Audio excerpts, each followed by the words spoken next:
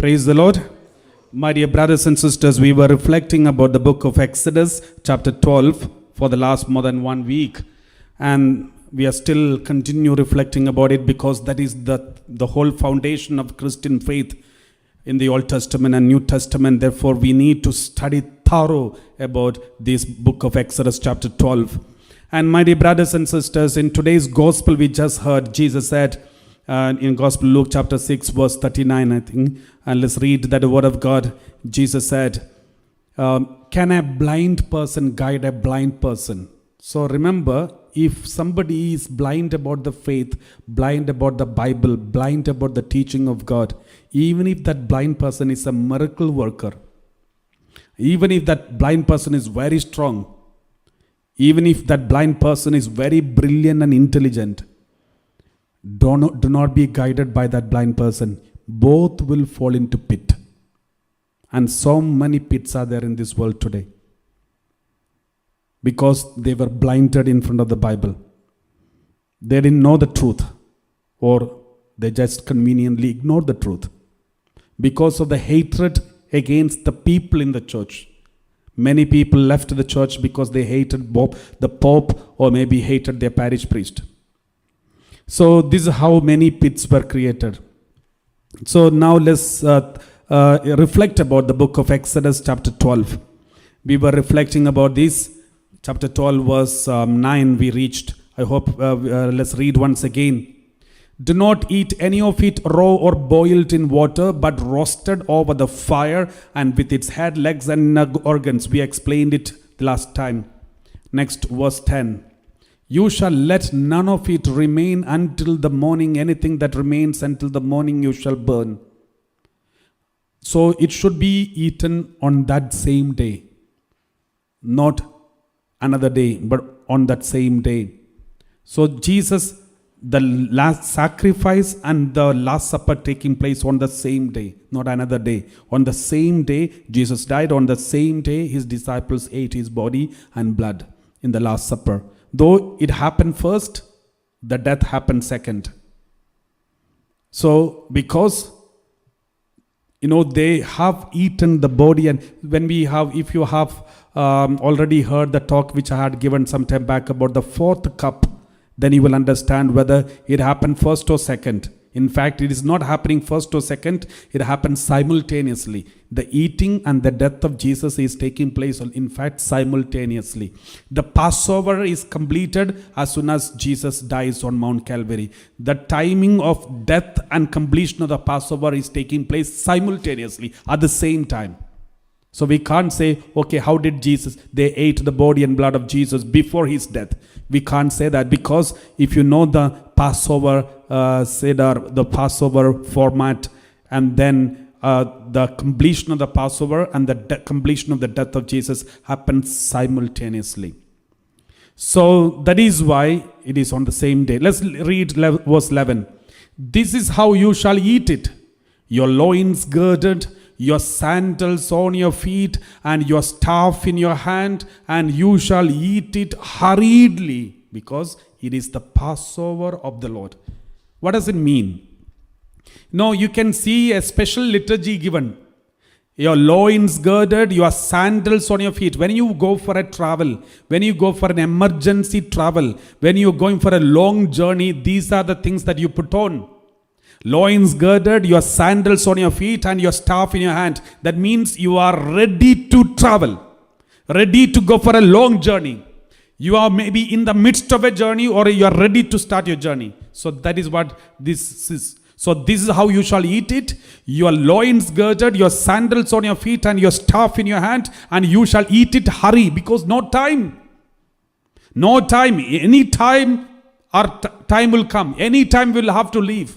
Therefore, do it in hurriedly. So there is a meaning. And he said, this is the Passover of the Lord. Passing over of the Lord. This is about the Old Testament Passover. What about the New Testament Passover? That is Eucharist. What does it mean? The Eucharist, in fact, it is the food for your journey. It is the food for your journey. And when you eat it, remember when you have the Holy Eucharist, remember you are in the midst of a journey. You have not much time left. You are hurrying towards your final destination, that is the heavenly promised land. Therefore, don't relax and eat the Passover, but be ready to travel, ready to move. Every Holy Eucharist in the Syro-Malabar Rite, there was a prayer in the last. And when we, after the communion, when we before depart from the Holy Mass, there is a prayer. We thank you for this Holy Eucharist. And we thank you, the Holy Altar, the tomb of our Lord Jesus Christ. And said, we do not know whether we will be able to come for one more Mass. Maybe this is the last Mass. We do not know whether we will be able to come for one more Mass. Therefore, it is very meaningful. Loins girded, your sandals on your feet, and your staff in your hand, because you are in a journey and you are hurrying, because there is not much time left. That is why the Holy Eucharist is called the food for your journey. Food for your journey. Until you reach the final promised land, the destination, you need this food. And every day when you eat it, remember, this may be the last one. This may be the last time I'm going to eat. This may be the last moment, because I'm going to start my journey. I am in the process of journeying. You know, the moment you started your first Holy Mass, your last journey already started. Your first Mass is the last, from beginning of your last journey. Praise the Lord. So therefore, this is very important. Verse 12, let's read. For I will pass through the land of Egypt that night, and I will strike down every firstborn in the land of Egypt, both human beings and animals. On all the gods of Egypt I will execute judgments. I am the Lord. This is something controversial, at the same time complicating. Because the Lord says, I will pass through the land of Egypt that night, and I will strike down every firstborn. It looks like God is killing all the firstborn babies. But in fact, that's not the case. There is a lot of, that is why I said Old Testament need to be interpreted in connection with other words. It is not God who destroyed all the babies. It's not God who killed the firstborn children. In fact, God was protecting. How do we explain this? I will pass through the land of Egypt. So God is passing over the land of Egypt. And what is special with this Passover? Why God is passing over? Because He is passing so that He may protect the people of God. So God is passing not to kill, but to protect. How do you know? We read, when you read like this, Exodus chapter 12, verse 23. Verse 23, we read like this.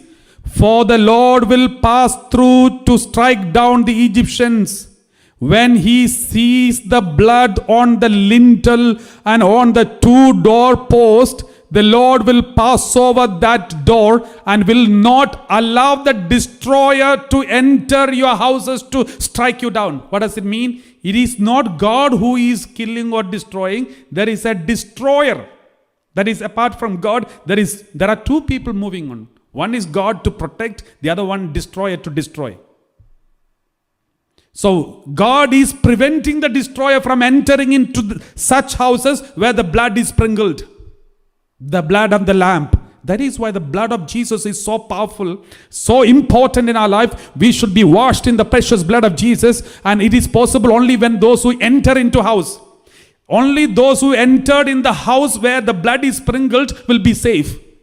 That is why the first church fathers always say, this house means the church. This house where you enter and feel safe is the church. That is why Mary Magdalene sitting at the tomb, Jesus said, go to your brothers.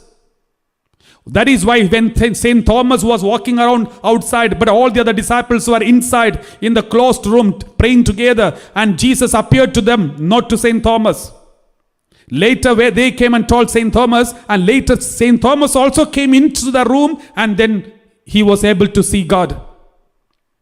So it is the symbol of the church. We have seen so many symbols of the church. Noah's ark is a symbol of the church. Where everyone is inside, those who are inside the ark were saved. Those who are inside the ark were saved. And the upper room in the Pentecost day, the upper room is also the symbol of the church. All those who are inside receive the power of the Holy Spirit. That is why the church is already prefigured and all these things. And Jesus' blood was sprinkled on these houses, doorpost, and all those who were in the house were saved. Praise the Lord. Praise the Lord. So there is a destroyer, the spirit of destroyer. Who was the reason for destroying the children of Egyptians? Not God. God was in fact protecting the children of Israel because of the blood of the covenant.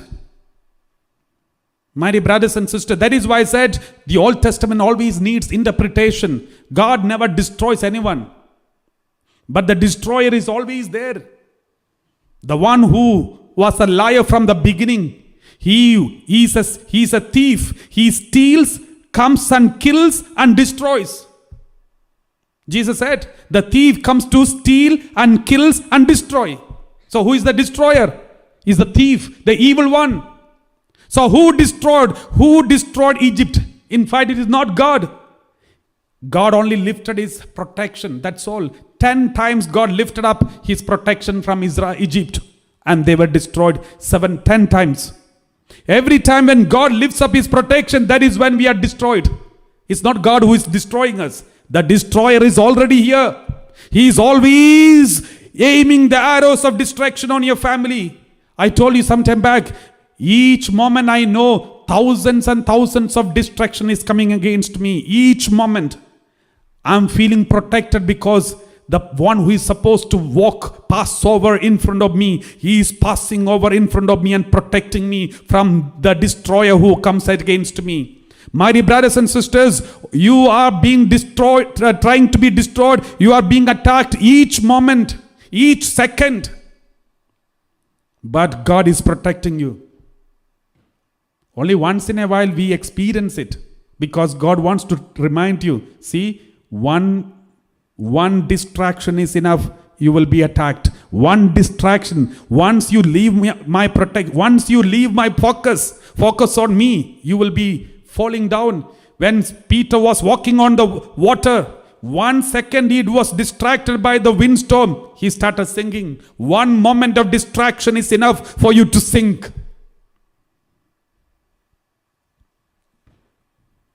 Praise the Lord. So let us continue chapter 12 verse 12. For I will pass through the land of Egypt that night, and I will strike down every firstborn in the land of Egypt, both human beings and animals, and all the gods of Egypt. I will execute judgments, and I am the Lord. Verse 13. The blood shall be a sign for you on the houses where you live. See, on the houses where you live. You know, it is not individually blood is on anyone, but on the house. That is why very important, salvation is only through the church. Just because individually everybody make small houses and start believing in Jesus is not enough. We should be in a community of the church. It is not individually everyone getting saved through the blood of Jesus. It is collectively getting saved. I cannot save alone myself and say I have nothing to do with the Catholic Church or any denomination. I am alone. I am with Jesus. I believe in Jesus. It will not save you. If you want to be saved, you have to enter into the church. You have to be part of this house. You have to be inside this house which is sprinkled by the precious blood of Jesus. The blood shall be a sign for you on the houses. Many times we pray, let the blood of Jesus be sprinkled. But this blood is already sprinkled on the house that is called church. The holy church. The blood shall be a sign for you on the houses where you live. And when I see the blood, I will pass over you. And no plague shall destroy you when I strike the land of Egypt. No plague shall destroy. Nothing will destroy you. Means The plague means the act of the destroyer. Plague means act of destroyer will not touch you. Because I am in protection. I am giving you protection. Because you are in the safe house. The church is the safe house. Verse 14. This day shall be a day of remembrance for you. And at the end of he is giving the liturgy. He is giving the liturgy of the Holy Mass, Passover, the first Passover, liturgy of the Passover. At the end he says, do it in remembrance of it. The last sentence is, do it in remembrance of it. What does it mean?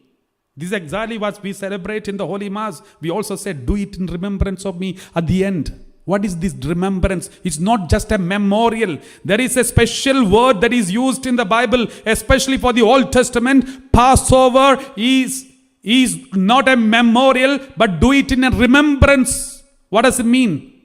You shall celebrate it as a festival to the Lord. Throughout your generations, you shall observe it as a perpetual ordinance, perpetual command. That means it should not stop. But in fact, Jewish people have stopped it. AD 70, when the Jerusalem temple is destroyed, their sacrifice is over. This perpetual remembrance is over for them. They are not supposed to They are not supposed to stop it. Because it's a perpetual ordinance. How dare they stop it? Because it's a perpetual ordinance. The truth is, they cannot continue it because there is no temple. Why? That is when you have to understand a great hidden secret here. What is a hidden secret here? Now, when the first Passover was celebrated, God said, in every house sacrifice should be done. Celebrated by the head of the family in every house. Therefore, in all the Israelites, in every house, everyone took one lamb and sacrificed. If there is less people, they take from the neighbors. One more small house is added. So that is how in every house. So who is the celebrant? The head of the family. Now the problem is, how can the head of the family be the main celebrant? Because only the priests are allowed to sacrifice the Passover. Only the priest can celebrate. Then how can this head of the family can do? The reason is this. Reason is Exodus 19 verse 6. Exodus 19 verse 6. God told them, already God told them, even in the Old Testament, and even before that, God said, you shall be for me a priestly kingdom, a holy nation. These are the words that you shall speak to the Israelites. That means all the Israelites are priests. The priesthood was given to all the Israelites. Before, there was in the initial time, all Israelites were called priests.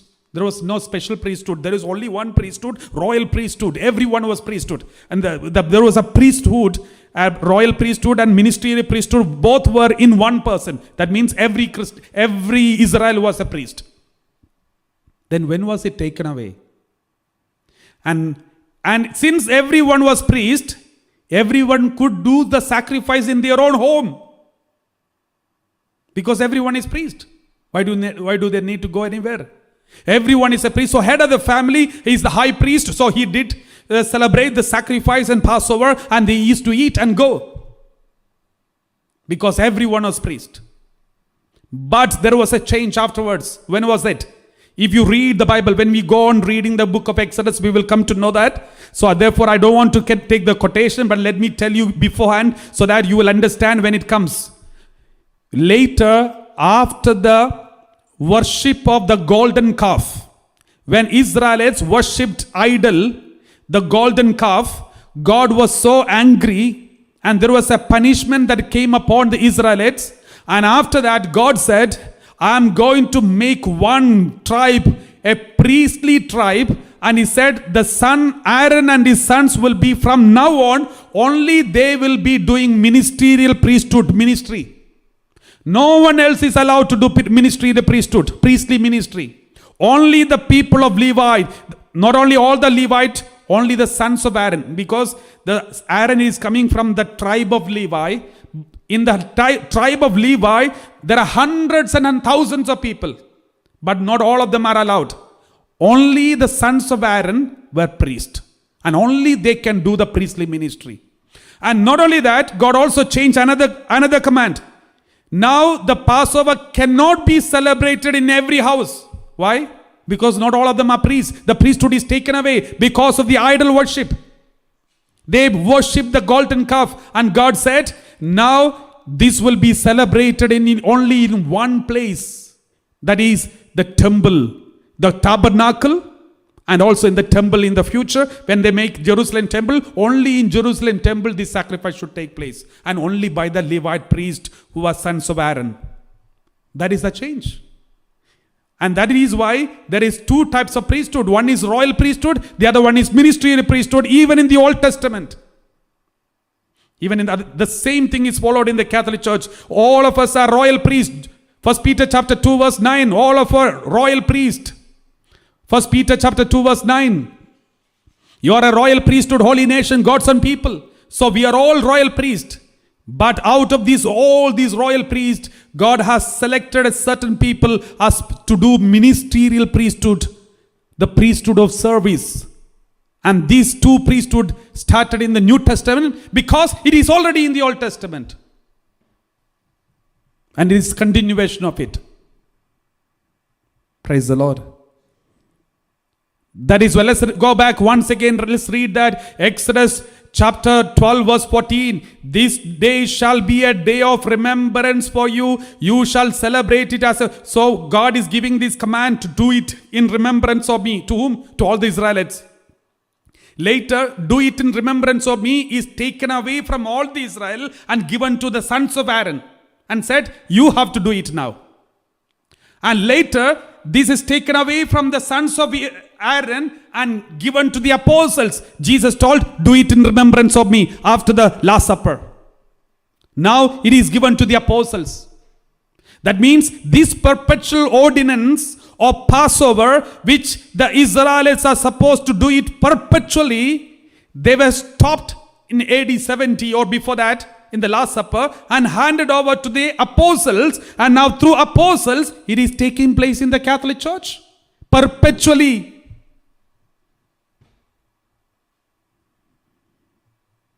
Praise the Lord. I hope you understand.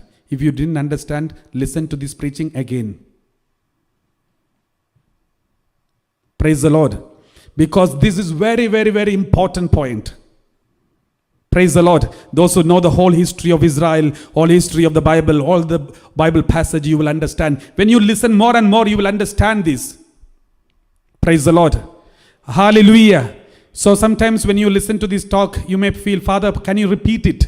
But you can't ask me because you only see me in the TV or in the mobile. But let me tell you once again, I will repeat. I don't need to repeat. You just repeat. You just repeat the audio or maybe the video. Just go back and listen once again. Not now, later. Praise the Lord. Then you will understand. Praise the Lord. Thank you, Jesus. Let's read this word of God once again. Exodus chapter 12 verse 14. This day shall be a day of remembrance for you. Do it in remembrance of me. This should be an unperpetual ordinance. It was given originally to all the Israelites because all of them were priests. But later this priesthood, out of the ministerial priesthood, was taken because of the sin of worshipping the golden calf and given only to the sons of Aaron. And sons of Aaron, only they were allowed to do the ministerial priesthood. And God said, you cannot do it in your home now, you have to do it in the temple. And that is how God gave. And God said, this do it in remembrance of me was given only to the sons of Aaron. Later, in the AD when Jesus came, Jesus took this duty from the sons of Aaron and given to the 12 apostles in the Last Supper and said, do it in remembrance of me. This Passover should be continued in you, by you. What does it mean? He is handing over the priesthood to the new apostles, the new Levi priest, the new ministerial priesthood, and that is the apostles. We will see how Jesus ordained the priests and all those things biblically. These are all biblical, my dear brothers and sisters. Many a time, many people are misguided because The truth is blinded in front of them. They're brainwashing wrong teachings. And that is why many people do not understand the teaching of the Catholic Church. They think the church is creating something new. There is nothing new. This is the oldest faith in the Christianity. Praise the Lord. Thank you, Jesus. All these so-called denominations, these are nothing but some new age sects. Be very careful. If you fall into such kinds of, you will be in danger of losing salvation.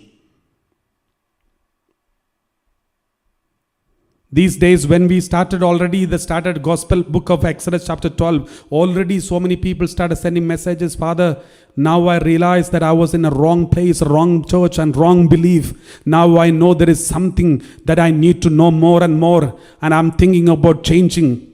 Praise the Lord. There are so many who came to know the truth. And I'm sure those who come to know the truth share it, because there are many of our brothers and sisters being lost and not able to experience the salvation. This is the work of the devil, that he is a liar from the beginning. He's lying. He comes like an angel, very powerful, and performing miracles and wonders, attracting thousands and taking you away from the truth. And because they are blind already and leading all the blind people, all of them are falling into pit. And there are so many pits in this world. More than 40,000 or 50,000. Let's continue reading. 7 days you shall eat unleavened bread. On the first day you shall remove leaven from your houses. For whoever eats leavened bread from the first day until the 7th day shall be cut off from Israel. Eating this bread is very important. Whoever eats leavened bread, why leavened bread and unleavened bread? Because there is no time for leavening the bread, because everyone is in hurry. So why we use unleavened bread. It shows the hurriedness, hurriedness of the Eucharist. What does it mean? We are in hurry to go to heaven, the final destination. We are in the journey. Therefore, we have no time. It also shows we have no time left. Therefore, don't wait for some masses afterwards. Go for celebration of the mass is the most important thing, because we have no time left. We are in a hurry. If you look into the world, we are all in a hurry. We don't know who is going to be next. Everyone who is standing next to us are falling down. They are buried in the tomb. Everyone who is standing next, we don't know when is our next, when is our turn. We are all in a hurry. Be ready. Put on the clothes and put on the sandals and take the staff and be ready and take this bread. Don't disobey. Don't do as you want. There is a liturgy for it. All those who break the liturgy will be cut off from Israel. Why this is very strict? Because this is not an ordinary supper. This is divine supper.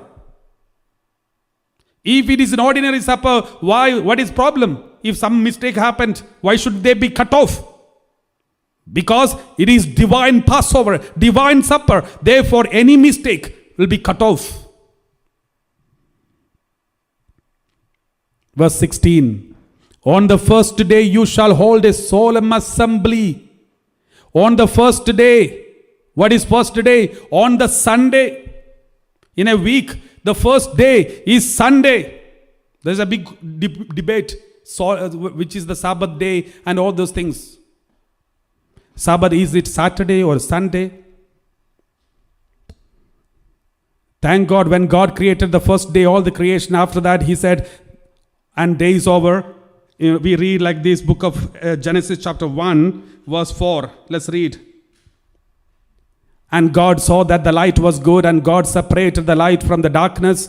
And then, continue, verse 5. God called the light day, and the darkness is called night, and there was evening, and there was morning, the first day. He didn't say, this is Sunday, this is Tuesday, this is the Monday. No. Therefore, no one can say the Saturday is the Sabbath for sure, but the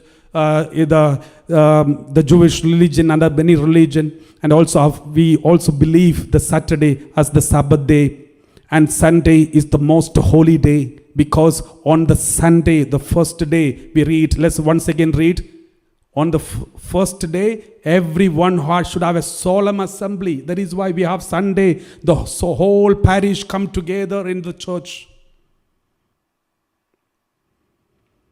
And on the seventh day, no work shall be done on those days. Only what everyone must eat, that alone may be prepared by you. And only what is prepared, only what everyone must eat, that alone may be prepared by you. And then they will celebrate the Passover. Verse 17. You shall observe the festival of unleavened bread. For on this very day I brought your companies out of the land of Egypt. You shall observe this day throughout your generations as a perpetual ordinance. This day should be celebrated throughout all your generations, not until AD 70. God doesn't say that. If God is so powerful, if God is God of Israel and Abraham, Isaac, Jacob, it should not be stopped on AD 70. It should continue. The Israelites, they are unable to answer to this question, but it is continuing in the church. Even today, perpetual ordinance. Verse 18. In the first month, from the evening of the 14th day, first month, Nisan, like we have January. In the first month, from the evening of the 14th day until the evening of the 21st day, you shall eat unleavened bread. This long section of Passover. Verse 19. For 7 days no leaven shall be found in your houses. For whoever eats what is leavened shall be cut off from the congregation of Israel, whether an alien or native of the land. Whether you are from outside or inside, anybody who break against these holy Passover will be cut off. So the most important thing that will make the identity of Israel is from now on is Passover. Everything is centered around Passover. Israel is centered around Passover. That is why Second Vatican Council says a Christian is supposed to lead a Eucharistic centered life. Everything is centered around Eucharist. No Eucharist, no Christianity. Anything that breaks the Eucharist, they are cut off. Praise the Lord. Verse 20, we read, you shall eat nothing leavened in all your settlements. You shall eat unleavened bread. So very strictly giving the liturgy, rules and regulation for the liturgy. We wonder, why do we have in the Holy Mass so many regulations, duty, rules and regulation, rituals? Why we have to follow? The church is very strictly giving us some rituals, some practices. No one can make a compromise. It's compulsorily followed. Why? Because that's how God has given us. It's not an ordinary supper. You can't just come like a marketplace. On the way to market, you just come and as you want with all whatever that dress or whatever feeling that you have. This is something, the Passover of the Lord. It's something divine sacrifice. The most important one. Many people do not even give the importance of Holy Eucharist like at least the importance of the interview that you go for. Not even that importance is given to the Eucharist. When you go for an interview, lots of preparation, lot of tension, stress, and lots of practices, and then well-dressed, and you go with lots of respect, and you stand there with respect and reverence as if you are standing in front of the Almighty God. But it was elders who was celebrating. These elders' duty was handed over to Levite priesthood, the sons of Aaron, later because of the worship of the golden calf. Then unselect the lambs for your families and slaughter the Passover lamb. Verse 22. Take a bunch of hyssop, dip it in the blood that is in the basin, and touch the lintel, the two doorposts with the blood in the basin. None of you shall go outside the door of your house until morning. What does it mean? Be in the house is the safest place. No one should go out of the church. Be inside the church, it's the most safe. And three things very important here. Here speaks about something very secret here. Bunch of hyssop, blood, and then wood. The doorpost of the blood in the basin, in the doorpost is a wooden post, 2 doorposts. Wood, blood, hyssop, bunch of hyssop. Do you see some connection here? Let us read Gospel of John chapter 19 verse 28. When Jesus dies on Mount Calvary, you can see the same 3 things. After this, when Jesus knew that all was finished, he said, in order to fulfill the scripture, I am thirsty. Verse 29, we read, a jar full of sour wine was standing there. So they put a sponge full of wine and branch of hyssop and held it to his mouth.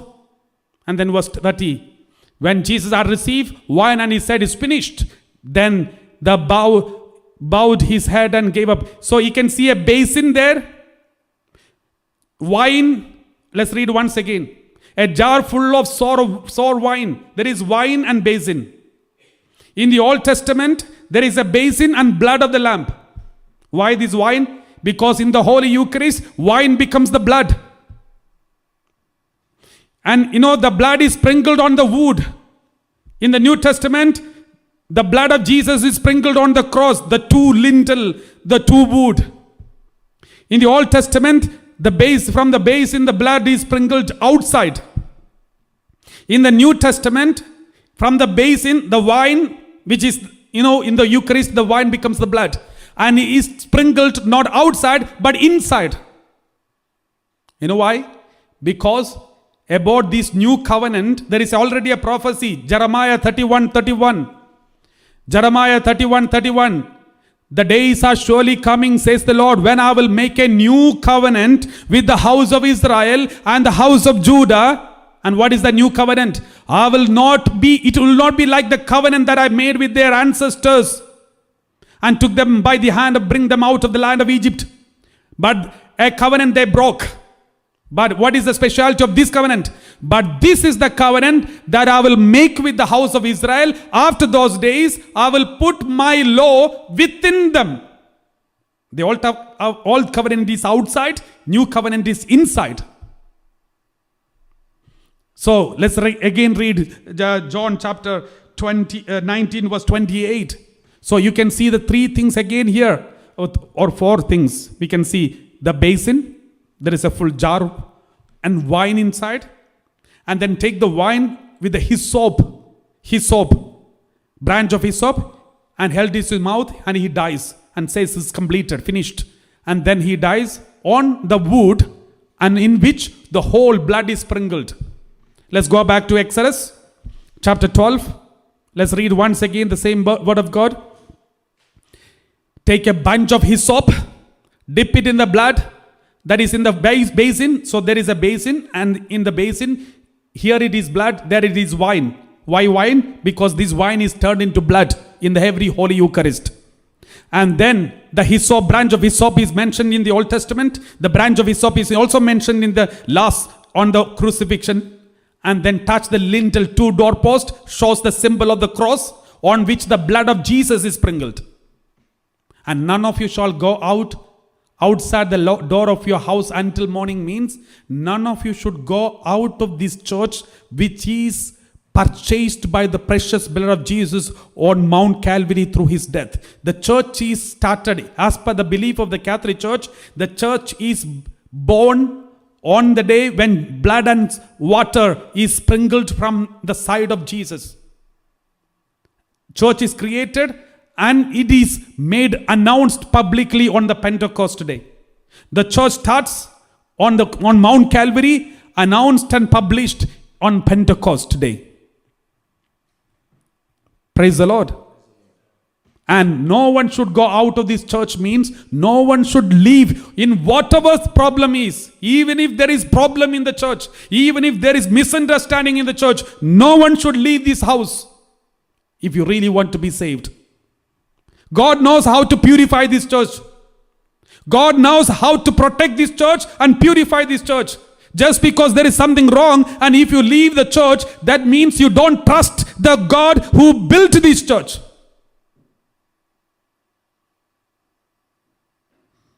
Praise the Lord. If I build one house, one community, and then I told, okay, everyone should be together, And then one day one person goes outside, I can't be here. This is a confusion here. Everyone is committing sin. There is disobedience and they are violating the command of God, this and that. I'm going. What does it mean? That means they don't even trust me who started it. If Jesus started the church and he has protected us through his blood sprinkled on this church and built us, and everyone should be together, Jesus said, like one shepherd and one flock. One shepherd and one flock. And if anybody leave this group, leave this house, what does it mean? You don't even trust the founder. You don't even trust the master. You don't even trust the Lord who started it. And you want to start your own. Because you trust you more than God. This God who started it knows how to take it, move on. This God who started the church knows how to protect and purify. This God who started the church knows how to cleanse this church. Just like the Lord cleansed the Jerusalem temple. If he had no hope in the temple, he would not have cleansed it. If God has no hope in the church, he will never do the cleansing. The cleansing taking place in the church always. In every century, God appoints holy people to cleanse the temple. Just like Francis Assisi cleansed the temple. Mother Teresa cleanses temple. All the saints cleanse the temple. Catherine of Siena cleansed the temple. God appoints people to cleanse the temple. You don't need to break it. You don't need to go out. None of you shall go outside the door of your house. Until the morning means until the final judgment. New morning, new heaven, new earth. Until that day, none of you should go out. We will continue reflecting, my dear brothers and sisters. We have come to know many secrets of the Bible, many secrets of the Eucharist, many secrets of our Christian life. We need reflection. We need to go through again and again these preachings and understand the teaching. There are so many secrets God has already revealed and is still revealing and is still yet to reveal. We'll slowly recollect one by one. Please make sure that you share it with all your friends, all these truths which you have come to know about the faith.